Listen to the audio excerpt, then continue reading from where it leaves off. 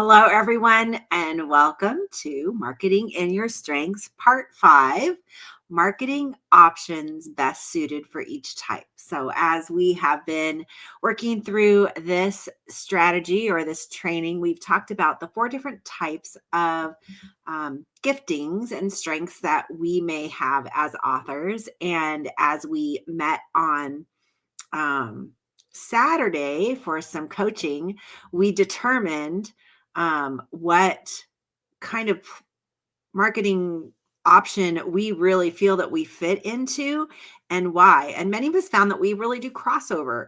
And so today we're going to talk a little bit about the different strategies, the 4 different types, and the strategies that you could potentially use. Now, there's a couple things that you need to be aware of. Number one, in the Facebook group, I did put the questionnaire for you to print off, walk through. It's really going to, just help you kind of look at all the different ways.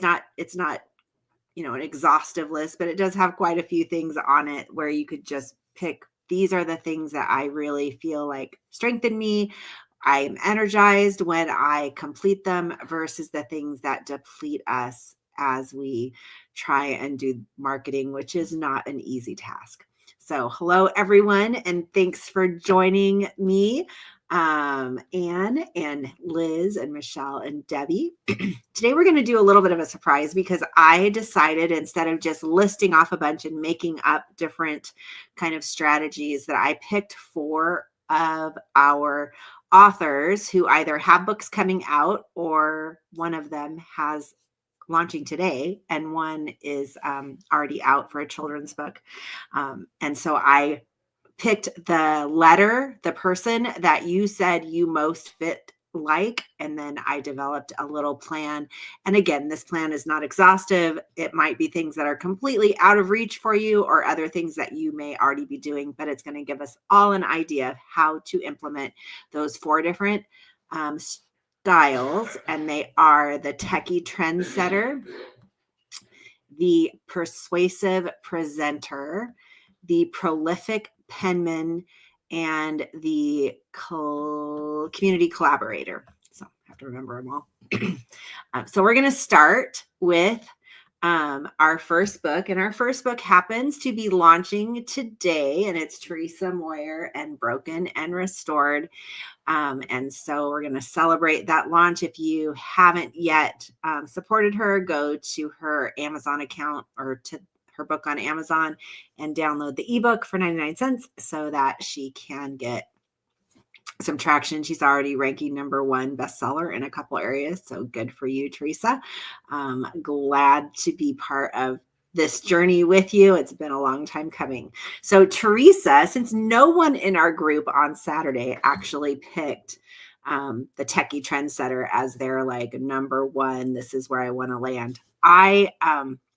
We all know that Teresa actually is quite amazing on social media and does all the things in that platform. And so there's a few things that I'm going to talk about today that perhaps she could do, or maybe you could do and modify it for your own book and your own audience. And some of you are already doing some of the things, but if I say something during this training that you have an idea that you could use, go ahead and drop it in the chat so that I can share it with everyone who's on the platform. And that way we can kind of engage in this together. So Teresa's book is Broken and Restored. And, as I looked at her back cover copy and her marketing copy package, she really is leading towards more of a faith-driven audience that are seeking stories or seeking their own healing and hope. And so as we navigate that audience, what kinds of things could we do? So as with any kind of marketing, we always have to determine who our audience is and what do they need. Because if we don't know who our audience is and we don't know what they need, we won't be able to really help them in their life journey and let them know how we can bring them value. So one of the things that she could do in this techie trendsetter is something that we've done on training on, and that is start a Facebook group and really build that supportive community. The purpose could be for this particular book to create a safe space for people to share stories, to seek encouragement, and to even process and have their own transformation through the healing power of the Holy Spirit and the truth of who God is in their life. Some of the things that could be done in a Facebook group for this book is she could have weekly conversations talking about her own journey, as well as others. She could pop in and do a live Q&A with a guest, or just have a Q&A session with the people that are in the group. She could share inspirational quotes, scriptures, excerpts from the book.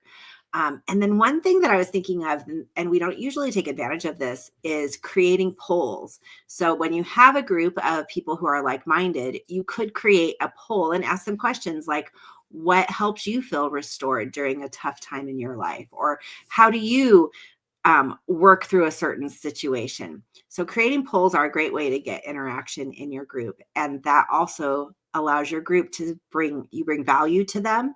And then they're going to want to tell other people about the group so they can come in and be a part of it.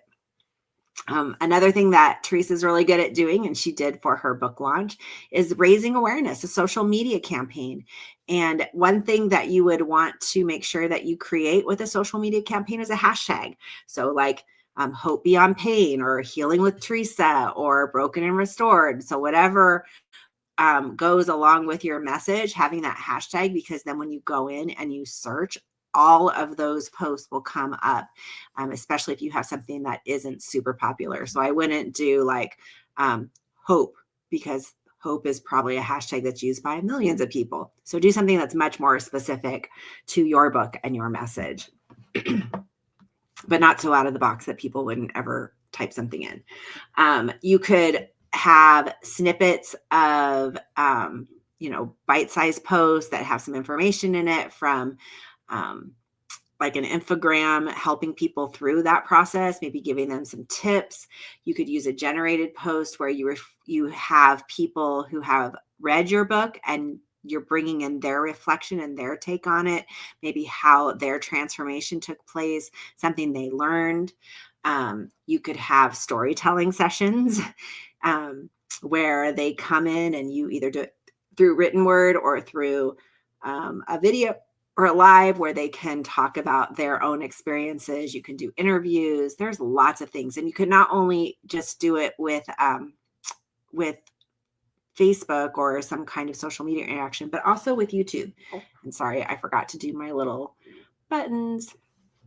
So start a Facebook group, social media campaigns, and then create a YouTube channel. And some people think that like you have to have like video on YouTube, and it doesn't have to be a video of you. YouTube is actually trending with shorts, which is kind of like a reel. So you could create that little short video using video clips from Canva or some other free platform, or even create your own, just, going outside and maybe watching the rainfall or the snowfall, or maybe you're at a lake and you just do some scenery, and then behind it, you can do a voiceover, you can put words on top of it. But anything like that. So it doesn't have to be you going live. And shorts are something that is very popular right now on YouTube.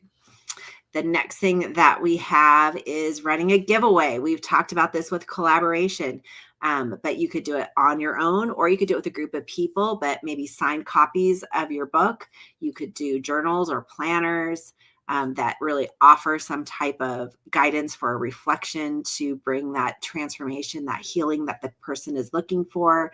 You might want to create something. I know, Teresa, you are artistic, so maybe you're going to put together some art that you created, some paintings, and have those as your giveaway.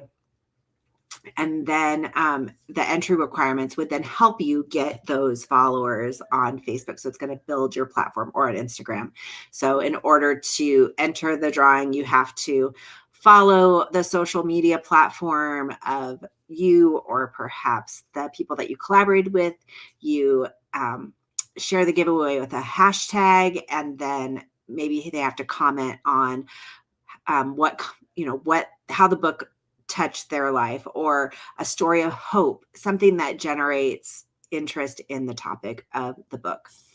And then you can announce your winners on social media. Then use paid advertising. That's one way. If you are doing something local, like let's say you're doing a book signing and you want to advertise to your community, local advertising is actually one of the best usages of advertising for social media. If you are not doing local and you want a broader scope, the investment in that is pretty high, but it definitely is something that you could budget for if you are doing a local event, maybe a retreat or a day conference. Local things do well with ads. And then utilize Pinterest. I know Pinterest is kind of that techie thing that nobody really knows about, but Pinterest is it's like the third largest search engine. There's like Google, YouTube, and Pinterest. And so people go to Pinterest to find things, whether they're looking for something to buy, something to read, something to create, a recipe. And so if you can utilize Pinterest, it's a great way to be a techie trendsetter and actually set the trends on Pinterest to guide people to your book. Okay, the next one is, so again, go to Amazon today, look up Teresa's book, and let's give her a shout out and support her on her journey. Okay, next one is, I'm going to use Debbie Ashley's book, and Debbie happens to be here. Her book is coming out this next month or so. I know we're taking it to CPE, so that's exciting. We're going to talk about the persuasive presenter because that's where Debbie scored high. So the persuasive presenter, here are some things that you could do. Some of them are very obvious. Some of them might be a little bit outside of the box that you're currently thinking of. So the first thing I have is guests on podcast. If you are a speaker podcast and you want to speak often on your book, podcasts are the number one way to be able to really just engage in a lot of different audiences and reach a wider range of people because you're using the platform of the person whose podcast you are going to be a part of. Now, when we think of podcasts and we have a new book coming out, we want to come up with different questions. We have a course on podcasting. You can look at that. But one of the things that you can focus on isn't necessarily just what your book is about. So, Debbie, one of the things you could do is instead of, taking the lessons from your book, which are great to do, but you could also do some content on how a devotional can change your life. Why is it important for us to engage in the word every day, and how can a devotional set the tone for our daily walk with God? So it doesn't necessarily have to be about the topic. Although you could go through lessons from the Gospels that you can apply today. You could talk about the power of faith and everyday choices and really, build up the faith conversation. You can provide then free copies for your podcaster so that they can, give those out to their audience. They could do a review for you. They could do a shout out, obviously, on your podcast for you, and encourage listeners to be a part of. Perhaps you have some kind of a freebie or a resource that they could offer their guests to get, really leverage that audience that you're speaking to. Another thing is to, get speaking engagements. Obviously, if that is your persuasive presenter, that's one of the things that you want to do. And so you can highlight just the practicality of the devotional and how it motivates a transforming life. When you're learning from Jesus, you can partner. And so the collaboration is a huge thing in this, with churches that host men's or women's Bible study gatherings, retreats and conferences, even, branching out. What about being a guest at a Christian college or university? Maybe you could put in to speak at their chapels and get, college students engaged in reading a devotional. Whatever it takes to really, build up that platform. And then let's see, what else do I have here? Some of the themes for your talks could be walking with Jesus, faith lessons from the Gospels. Maybe you could do practical faith, learning to trust through Christ's teachings. So pulling in elements of your devotion plus truths from God's word and other places you could lead them that aren't necessarily addressed in your book, but lead them to your book. Another thing you could do is host webinars or live streams. You don't have to go in person to speak. If you have the gift of speaking, you can do it online. You can utilize obviously Facebook Live or YouTube Live like we're doing right now. You could, and this is free. Like we have a platform that we pay for, but the platform is free. You just don't get to personalize it if you use the free version. And then YouTube is a free platform that you can create and you can go live and you can do teaching and you can bring guests on. And it's just, almost as like it's a podcast that you can engage with people. Then engage in public relations. So really like the whole idea of being a part of magazines, blogs, other publications that are out in the public, creating compelling press releases, emphasizing the theme of faith in your devotional and the practicality of it in modern life.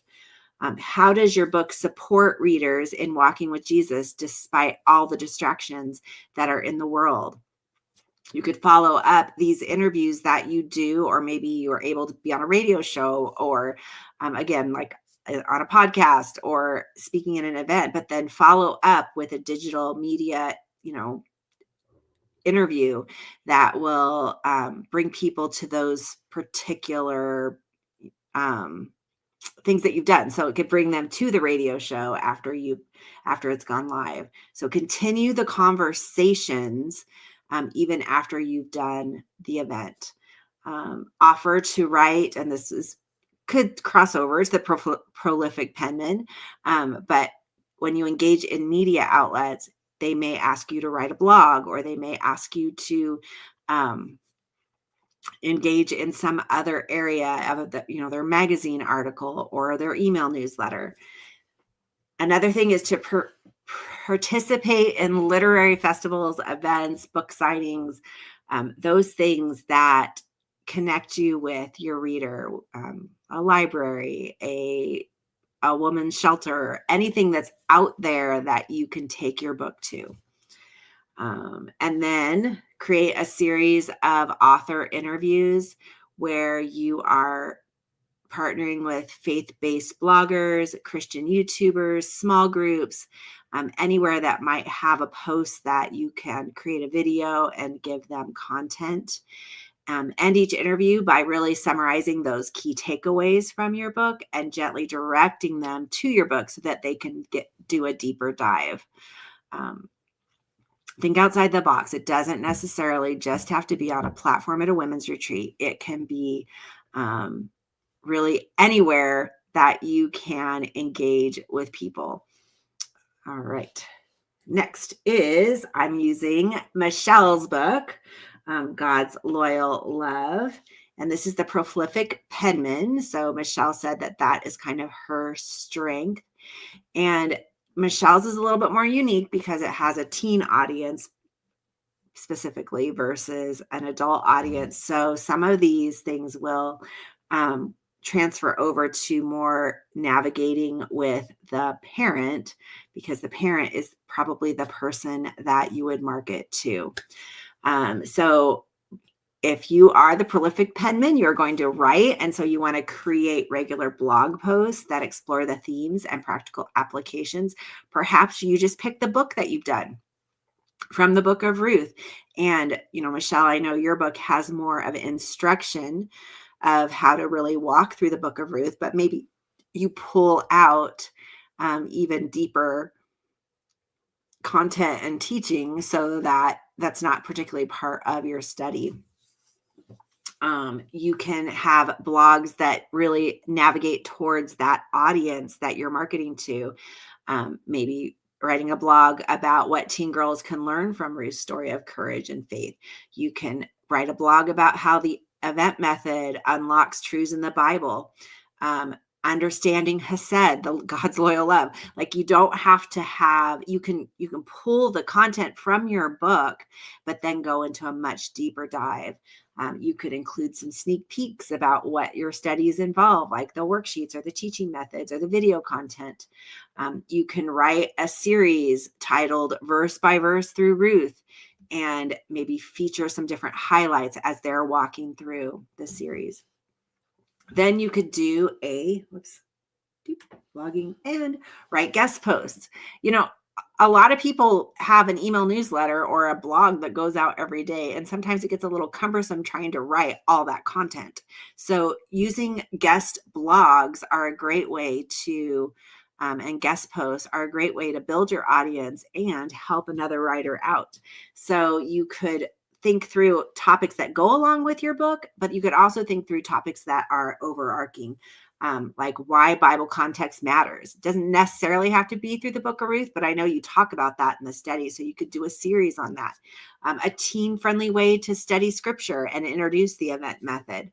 How a family can bridge generations through God's word, and have that be part of someone's blog who maybe is doing parenting, or they do something that has to do with, mothers or raising children. And then you would always want to include links back to your book's landing page, back to the ways they can purchase it and the free resources you may have, to be able to continue to use writing to foster your book. Then develop a really good press kit. If you're a writer, which you all are, you should be able to pull together content that makes it really compelling, having things like your author bio, your mission statement, your credentials, high quality images of the book that they can use in their publicity, as well as a really nice picture on your press release. Testimonials and endorsements from pastors, from youth leaders, from people that have actually completed this study. And one of the things we do at Redemption Press is we do a press release for you in some of our distribution packages. So that will be part of your marketing copy package. And then you can distribute the kit to organizations that focus on teen girls, teen ministries, Christian education. There's lots of places to take this kit to present your book to. Then submit your book to book awards. This is a great way to get your book message out there and to let other people know about it. Faith-based awards, we do a few of them, and you will be part of those if your editor tells us that your book is, should be part of that award. And then there's other awards that you can do out there that we don't necessarily put your book in for. And then offer a free chapter, or offer a free, like for yours, Michelle, you would do more of like a free, maybe use a different passage, like walking through John 1 through 18, and you do the event method and you teach on how to do that through something different, that once the person does it, they'll be like, oh, I would love to do this in another venue or with another book. And then that's where they would pick up your book of the Bible. So that could be a great way to really push that out without giving them the content of your book. And then you could create videos that go with it. So that way you're using your speaking, you're teaching it. You could volunteer and say, I'd come and speak, and we'll walk through a passage that maybe they're working on in their own Sunday school classes or small groups. And utilize their topic. And then after they engage in your event method, maybe they would then pick up your study for the next thing that their group would do. And then, of course, the prolific penman needs email marketing. We all do. But since email marketing involves a lot of writing, that would be a great place to, obviously continue to grow your reach, your audience, and give them value. Okay. And then, so there you go, Michelle. And I'll put all of these in there. I have a lot more information, so I'll just send it to you so you can have it. The next one is, and for some reason this is not working. There we go. I was going to do a guide dog named Arby because I wanted to do a children's book, and I had just met with Carrie on another call, so I thought I would use hers. And she is the community collaborator. She actually was the only one that said that she was letter D, the community collaborator on Saturday. So I'm using her book for that. But we all need, again, to be part of all of these different strategies. So the first thing a community collaborator would do book signings. They would go out, find stores, find libraries, schools, community centers, organizations that match up and align with the book message. So for Carrie, she might find a place that has, a guide dog organization or school, a school for the blind, like all kinds of places where she could interact. And then within that, she and Clark do a great job of this already, but, live Q&A, they have a little stuffed puppet. They bring their dog with them and have the children interact. So many things you could do to really get people to engage in your book at a book signing instead of just having a book on a table. So think outside the box of how you could really bring value to those people who are coming to your book signing. Then, let's see here. Okay, networking with book clubs. There are places that you can contact, like in schools, in community resources for your city or for your town that perhaps have groups that do book clubs and that are looking for a guest author to come in. So see if you could figure out like where these book clubs are. Maybe your library has a list. Maybe there are people that meet in your library in local coffee shops that you could reach out to in your churches. One of the things we used to do in the summer is we would do Bible studies during the year. And then in the summer, our Bible study groups would do book clubs, and they would each pick a book, and different groups would, read through different books and have those happening. So it's a little less maintenance for that to happen than a big Bible study that happens every week. So that's something you could check out local churches and see if they're doing that. And then you'd want to create some kind of package to go with that, where maybe you have signed copies that the people in the book club could have. You could have educational resources. You could have book club questions. If you're doing it for kids, like Carrie would, some fun worksheets, activity pages. I know she has an activity book she's working out with stickers. So all of those things are a great way to network with book clubs. Then join online writing communities like the 540 community, like this community, be a part of different communities where you can engage. You could also not only online writing communities, but online communities that really have your audience. And perhaps you can find out who's leading those communities and give them what you could do to bring their group of value.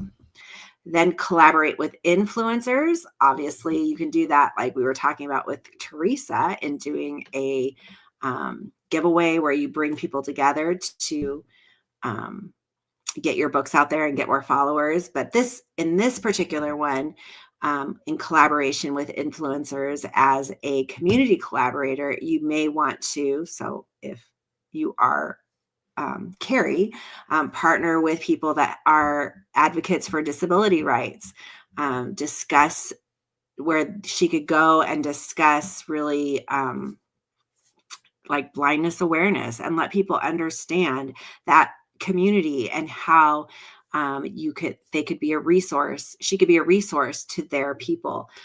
Coordinate with guide dog trainers or organizations and share the book with their followers. Collaborate with bloggers and focus on teaching character traits to children. That's another thing that Carrie does, and bringing that together. So all those different community pieces tying together, and offer those influencers free copies of your books with maybe exclusive content or exclusive resources that they could use. And you could encourage them then to do giveaways at their own events that they would be able to get your book in front of their audience. And then virtual book tours. This is something we could all do, no matter what area you fit in. It specifically fits here as you collaborate with others who maybe have books that follow your same theme. You could organize this across blogs, across podcasts, across social media. It doesn't have to be in person. You can schedule live stream readings, interactive Q&As with the author on any kind of platform like Facebook, Instagram, YouTube. You can partner with parenting forums, homeschool communities, disability advocacy groups, and maybe the host like goes on this tour. You could plan a whole like day where you're going to go from place to place and maybe videotape it and have pop in and do lives and bring those people together as you collaborate, and then having some downloadable activities for children to complete while you're on the tour. Maybe you stop at a coffee shop and you start passing your book out to people and kids, and maybe, I don't know, you could go to a park and maybe don't be a stalker park person, but go to a park when a bunch of kids are playing, talk to the parents, say, hey, I have a free book. Would you want me to do a story time with your kids someday? Be creative. You never know. Like, parents love having people interact with their children, safe people. So find those people that are close to you and be a part of their community. And then book trailers. So putting together something that really showcases what you are doing so that it's easy to get into the areas in your community that you would like to be a part of. So like a 1 to 2 minute book trailer for Carrie's book. She could have, she has like a little cartoon that they've had created, a little animation.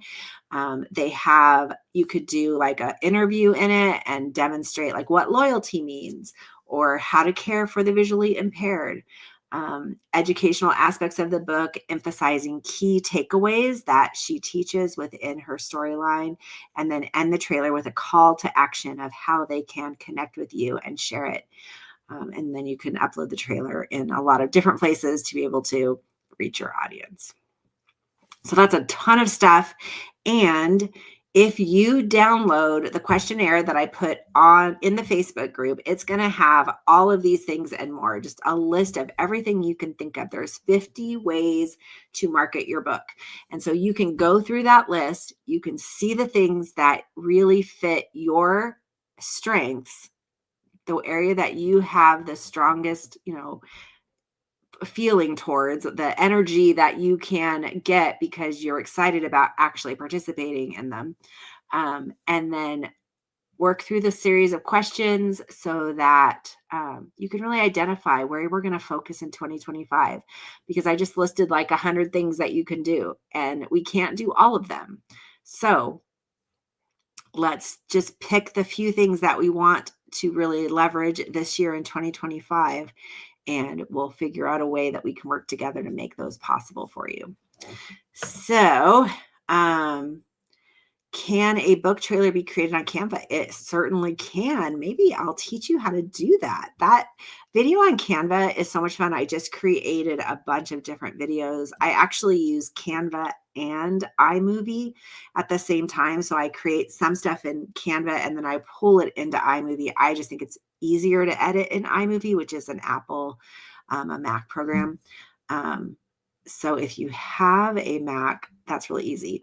If you don't have a Mac, I'm sure that a PC has a video editing program, but you can edit it in Canvas. Maybe we'll do that. That'll be fun for maybe next month, because a lot of you have books coming out. So it'd be great to be able to do that. And I actually have, in fact, what I'll do, I created 2 videos for 2 of our authors who are going to CPE. And they did like a voice recording as well as some live video. And then I put together all the images and all the things that they, just to bring some interest. So I'll put one of those in the Facebook group today, and maybe another one on another day, so you can see how to make a book trailer, what a book trailer could look like, really reaching your audience, identifying what the needs are that your book meets, and then so these are made specifically for like retailers so that they know who the audience is that this book is for. So that'll be fun. All right. Wow, that was a long one, 35 minutes. Sorry it took so long, but I will get you that information that I have. I'll send you the information that I put on this live to you if I used your book. So you'll have that. Otherwise, we will meet on Thursday. And on Thursday, I'm going to, let's see, what am I doing? Oh, 3 essentials every author needs. So we're talking about our strengths, but there are some things that everyone needs to do across the board. So we're going to talk about those 3, and then we're going to focus on one. So there you go. We'll focus on the other 2 at a different time. But yeah, so thanks for joining me. Hope it was fun. It was fun for me. So enjoy the rest of your night, and I will see you all on Thursday.